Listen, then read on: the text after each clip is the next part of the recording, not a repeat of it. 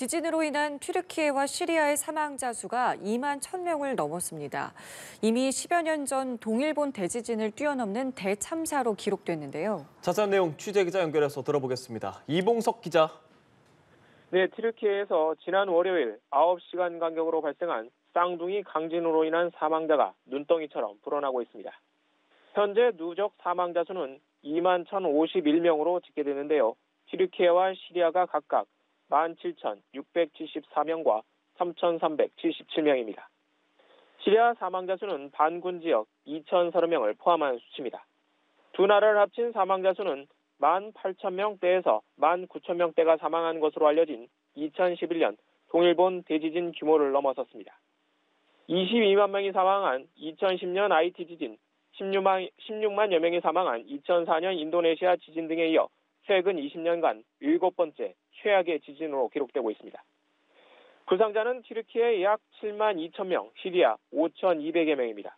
현지 전문가들은 최대 20만 명이 여전히 무너진 건물 잔해에 갇혀 있는 곳으로 추산하고 있어 사상자는 훨씬 더 늘어날 것으로 우려됩니다.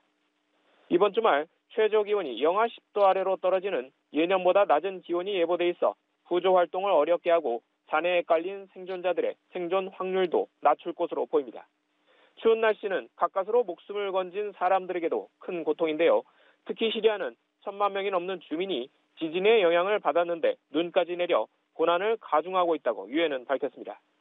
고대 도시 알레포만 노숙자가 10만 명인데 학교와 모스크에 몸을 맡긴 3만 명은 그나마 낫지만 나머지 7만 명은 끔찍한 생활을 이어가고 있습니다. 무엇보다 시리아는 도로와 다리, 공항 등 지원 통로 다수가 지진으로 무너져 도움의 손길이 닿기에 매우 어려운 조건으로 알려졌습니다. 지진 구조의 최적 시간인 골든타임이 지났지만 기적적인 구조 소식도 들려오고 있습니다. 또 세계 각국이 다양한 방법으로 돕겠다며 팔을 걷어붙이고 있다고요? 네, 그렇습니다.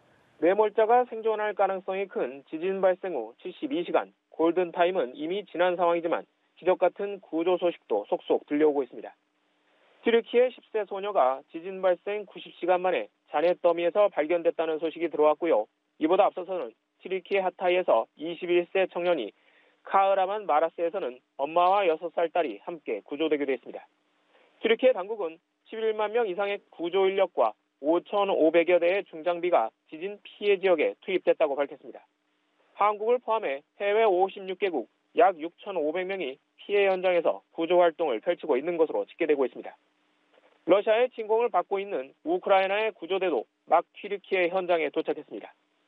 구호물자를 실은 트럭 6대는 지진 후 끊어졌다가 복구된 유일한 통로 바브 알-하와를 통해 시리아 반군 장악지역으로 들어갔습니다.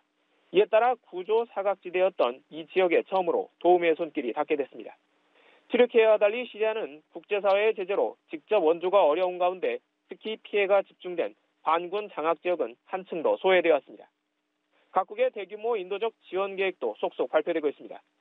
미국은 튀르키예와 시리아에 대해 8,500만 달러, 우리 돈 1,000억 원이 넘는 금액을 내놓기로 했고 프랑스도 1,300만 달러를 시리아에 지원합니다. 양국은 시리아 지역 반군 구도자인 화이트 헬멧에 364만 달러를 추가해 총 462만 달러를 지원키로 했습니다.